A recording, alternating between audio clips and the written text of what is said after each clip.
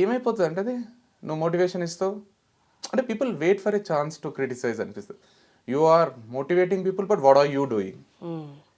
ఇప్పుడు మనము చిన్నపిల్లలకు ఒక సలహా ఇస్తాం and it might not be suitable to us. నాకు అది సూటబుల్ కాకపోవచ్చు at my age. If I'm talking to a person who is 15 years old, if I tell him like అరే ఈ ఏజ్లో కొంచెం మంచిగా చదువుకోవాలి, ఈ ఏజ్లో కరెక్ట్ ఉండాలి, అది 25 years ఏజ్ అనుకో 30 years ఏజ్ అనుకో అది వర్తించదు అది.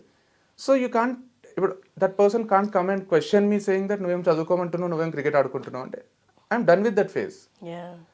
So when it comes to Ram Gopal Varma గారి ఇంటర్వ్యూస్ చూసినప్పుడు కూడా నాకు అదే అనిపిస్తుంది. చాలామంది ఇన్ఫ్లుయెన్స్ అవుతారు, అరే ఇట్లా ఎంజాయ్ చేయాలి. But what did he do at an age of 21, 22? He's been a director. అరే శివ సినిమా తీసిండు అంటే ఎంత స్ట్రగుల్. ఇప్పుడు ఏం ఎంజాయ్ చేస్తున్నాడో అది అప్పుడు చేసి ఉంటాడు కదా.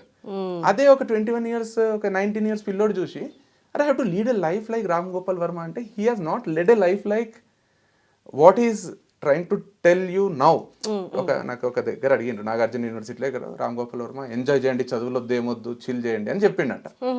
అందరూ ఎగ్జైట్ అయ్యి విజిల్స్ వేసిండ్రు. రామ్ గోపాల్ వర్మ సమాజానికి ఏం చెప్తున్నాడు అని నాకు ఒక ఇంటర్వ్యూర్ అడిగి నేనన్నా రామ్ గోపాల్ చెప్తున్నాడు కరెక్టే, మనం ఆలోచించాలి కదా. అవును రామ్ గోపాల్ వర్మ ఏజ్ వచ్చినప్పుడు కరెక్టే మీరు అన్నట్టు చేయండి. ఆయన ఎంత స్ట్రగుల్ అయ్యి ఎంత గోల్ ఓరియంటెడ్ ఉండి ఆయన ఎంతమందిని కన్విన్స్ చేసి అక్కడ అమితాబ్ బచ్చన్తో సినిమాలు తీసిండు, అమీర్ ఖాన్తో తీసిండు, నాగార్జునతో తీసిండు, వెంకటేష్తో తీసిండు, శ్రీదేవితో తీసిండు. It's not an easy thing.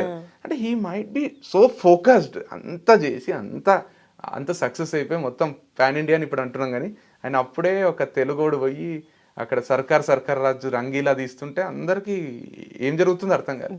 So he has done all right things in his life. And now when he's asking people to do this, or he's not even asking people to do, I'll do this అంటున్నాడు. అందరూ అరే మనం కూడా అట్లా చేయాలనుకుంటారు.